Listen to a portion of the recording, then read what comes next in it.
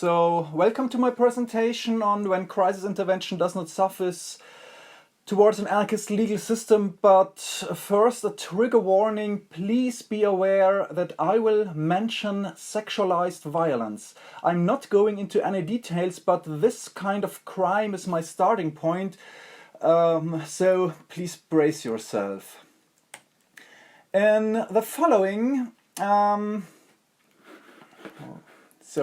I will start with a description of the empirical problems and solutions in the anarchist scene, which have also been criticized in the scene, for example, by the Crime Think collective.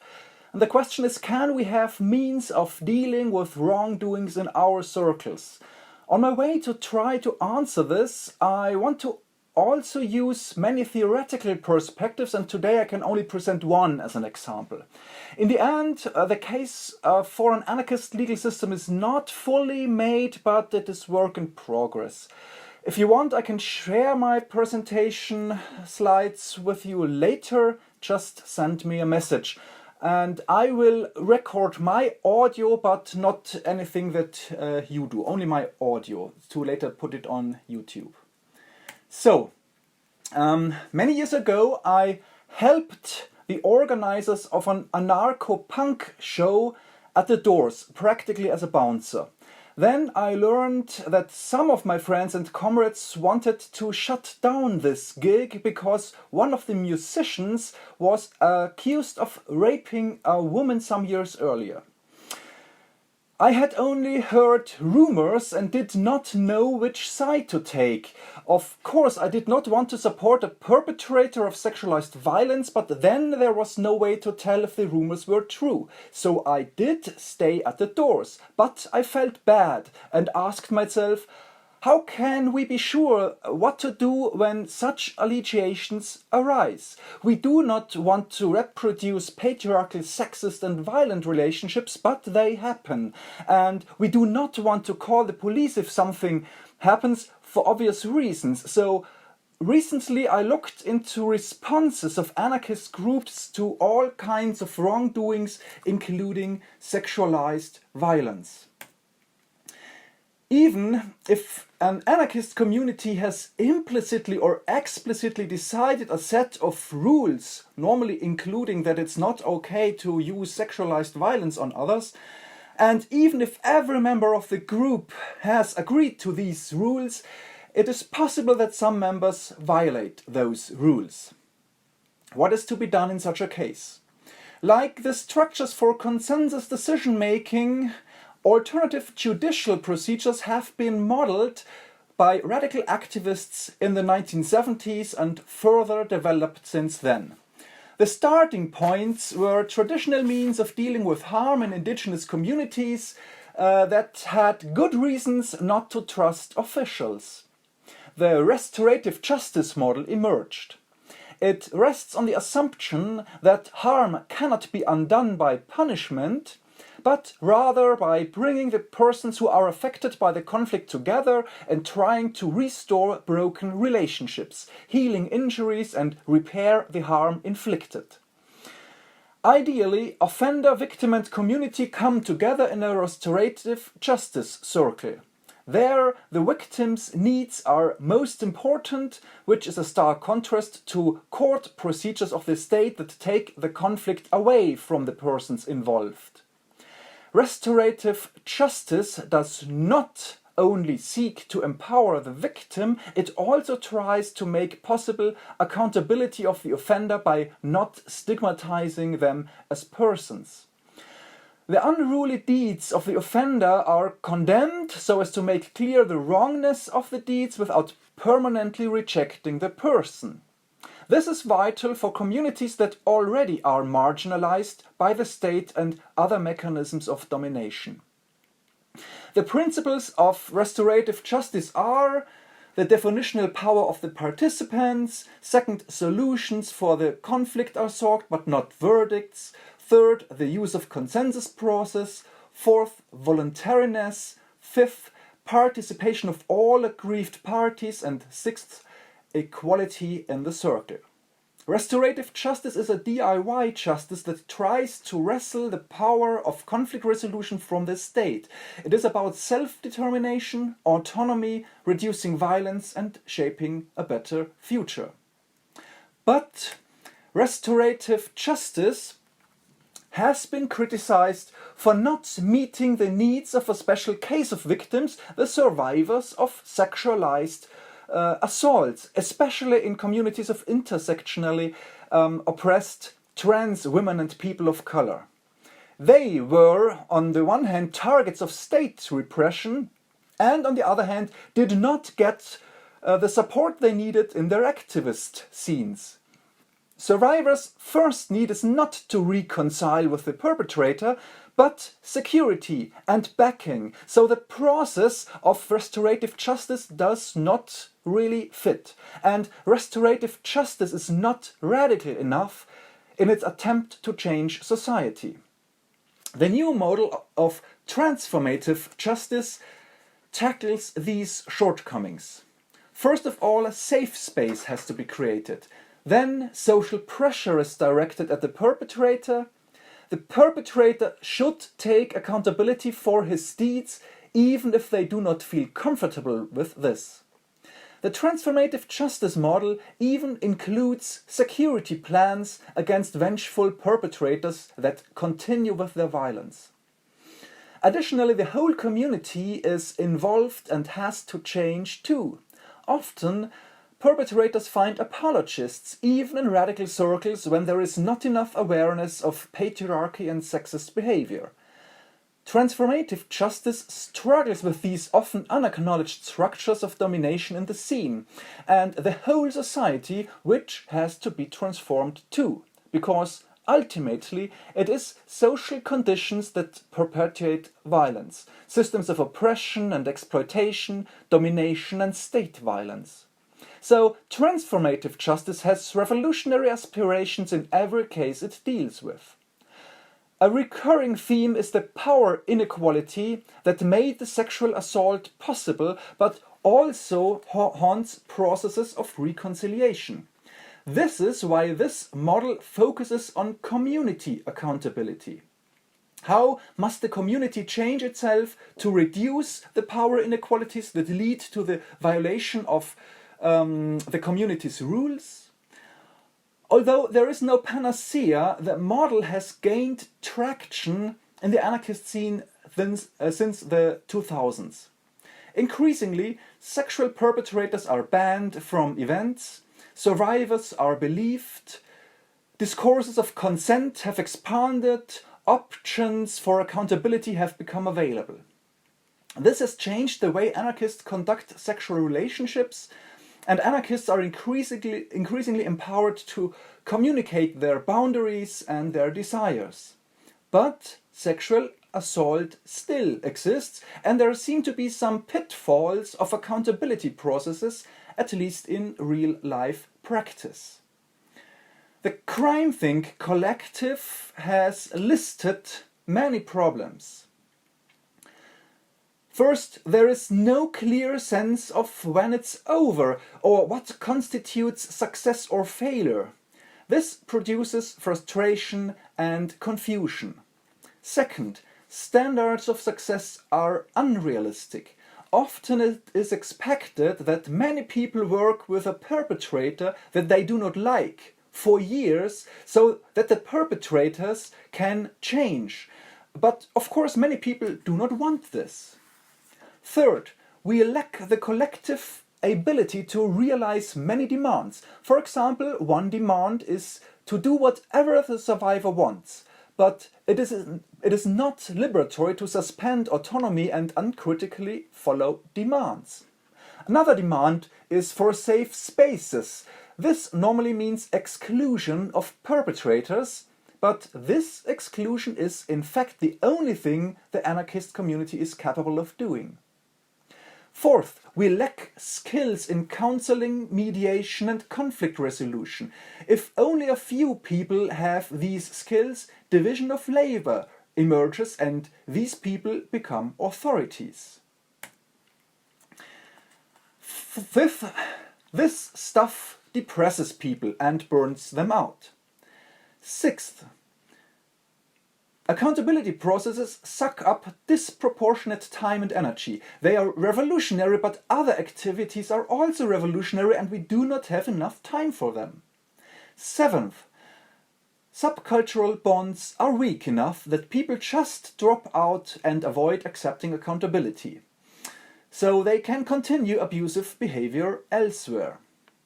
Eighth, collective norms encourage and excuse accountable behavior, especially intoxication. This makes memories unreliable, which they are in any case. 9. The residue of the adversarial justice system of the state taints our application of community accountability models.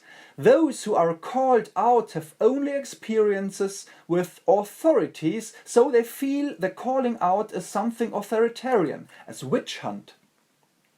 And those who do call out can easily fall into this mode of framing the process. The accountability process can be used as a way to threaten consequences of leverage power over others. And 10. Sexual assault accountability language and methods are used in situations for which they were not intended. They make sense in situations of rape crisis survivor support, but to strictly believe the survivor can be an obstacle to encourage the perpetrator to be accountable, because people can have very different experiences and memories. If used for all kinds of behaviors, not only sexual assaults, the method gets trivialized and people begin to treat situations of assault and abuse dismissively. So, in the face of these criticisms, the Crime Think Collective has formulated some proposals that are not so much solutions to problems than paths for experimentation. First, survivor-led vigilantism, that is, physical confrontation of the perpetrator by the survivor and their allies. This is an old and dangerous tactic. It can feel more empowering than long reconciliatory or transformative processes, but it can also lead to vendettas and is a rejection of community accountability. Second, gender-based organizing. There are good experiences with women groups that teach self-defense and communication skills. Even better would be men's groups that focus on changing attitudes towards sexuality and consent. These groups can intervene in problematic behavior long before an assault is committed, and it can be the place for learning accountability. Third, conflict resolution. Because there are so many different kinds of conflict, not just sexual assault, there should be skills to deal with that. If these skills are widespread, participation in restorative or transformative justice circles will be more likely too. And fourth, concentric circles of affinity. Without community, there is no community accountability. But anarchists, as all others too, have different bonds to many communities. We should understand them as networks of groups, from the small affinity group to the whole scene. Rules and procedures will be easier to define in small closed groups than in open networks. So, some of these proposals may be surprising, given that anarchist praxis is more often than not supported by anti-law rhetoric. But it makes sense to look at it through the lens of constitutional politics. Since the classical anarchists from the 19th century, anarchists have critiqued private property and structural inequalities because they fatally compromised bourgeois constitutions. But some experts in the field, namely Ruth Kinner, Alex Pritchard and Thomas Swan, say, I cite, far from rejecting constitutions as such, anarchists combine the rejection of the liberal republican constitution with the embrace of a pluralist constitutional politics. Quote end. Virtually all anarchists after Proudhon recommended a decentralized federation with free agreement as a framework for constitutional orders. Constitutional politics is an approach to tackling the problem of political power by installing rules and institutions. This is what most anarchists aspire to, including the nominally anti-institutional crime thinkers. Anarchism needs rules made by anarchists, and they need mechanisms to deal with the breach of the rules. To just abolish laws as such seems not to be very advisable, because that opens the field for hidden, unofficial domination. But in fact, most anarchists actually adopt their own rules. Of course, every set of rules has pros and cons, and you can use their enforcement for dominating purposes. So the next step in my project is to find a new kind of law that is compatible with anarchism. Well, no law can be compatible with those kinds of anarchism that completely reject law as such, of course. But there are anarchisms that can accept law or laws if and only if these laws do meet anarchism's high standards. These laws must deliver the advantages that laws can have over lawlessness. But they must avoid the evils so many anarchists have identified in law regimes. So I have to review anarchist criticism of law. But I also want to expand this research to criticisms of law that are not explicitly anarchist. Today I want to present to you what I found in the publications of one philosopher, Daniel Loick. He has written an introduction to anarchism, and he has edited a book on criticism against the police. However, he does not self-identify as an anarchist as far as I know, and bases his philosophy on critical theory, feminist theory, post-structuralism and the like.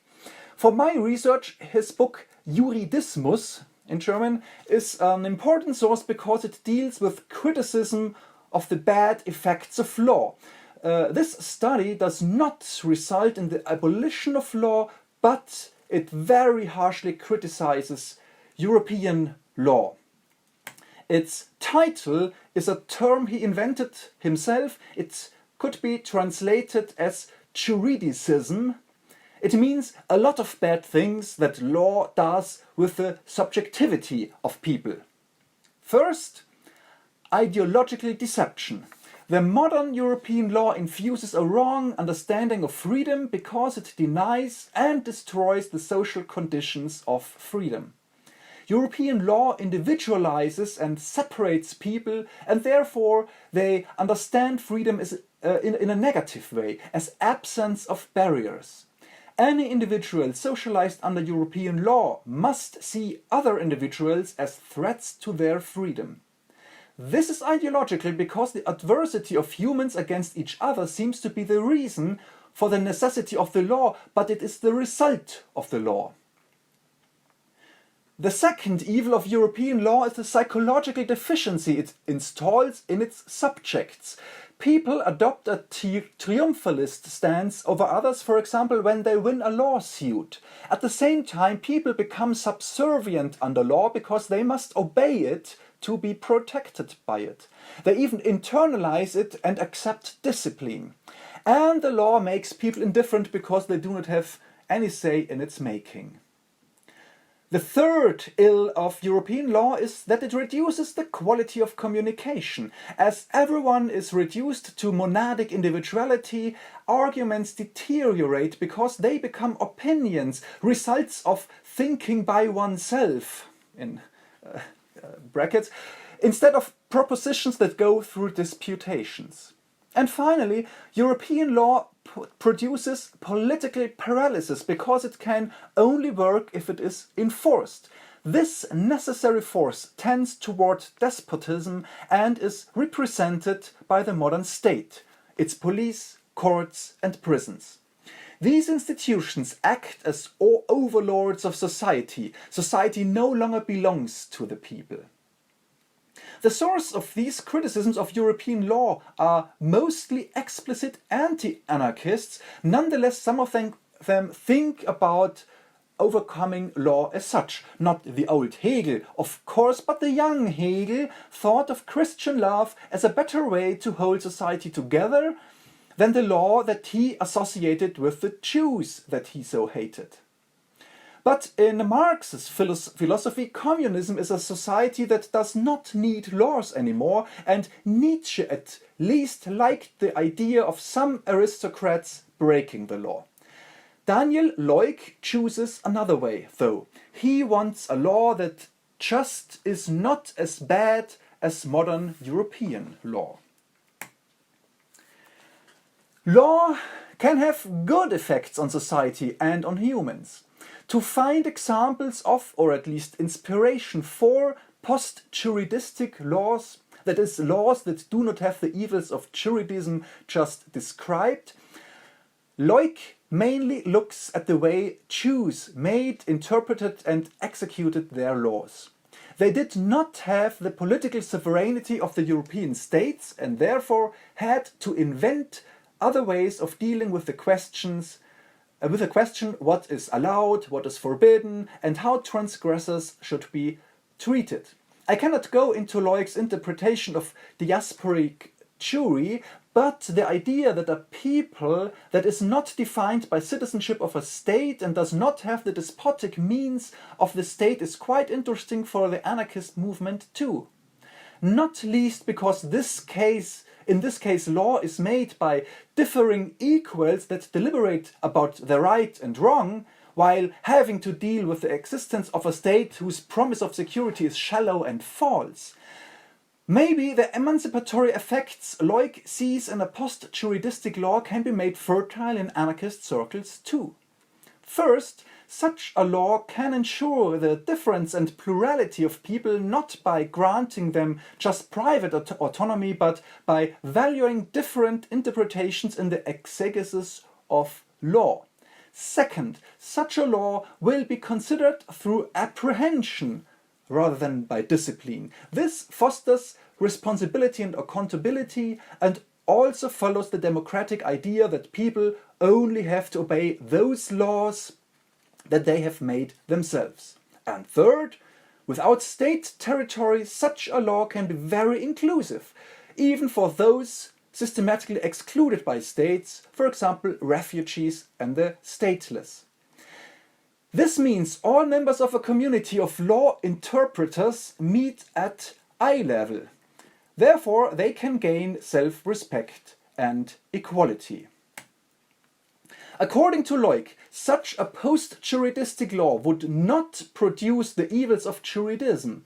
It would not decede ideologically because it would per definitionem be based on social positive freedom instead of monadic individualism. It would not deform psychologically because a communally made and interpreted law would reveal the dependency of the members on each other, which they would soon embrace. In the course of this deliberation, post-juridistic law would improve the communicative abilities of the members, and it would make the despotism of the state unnecessary.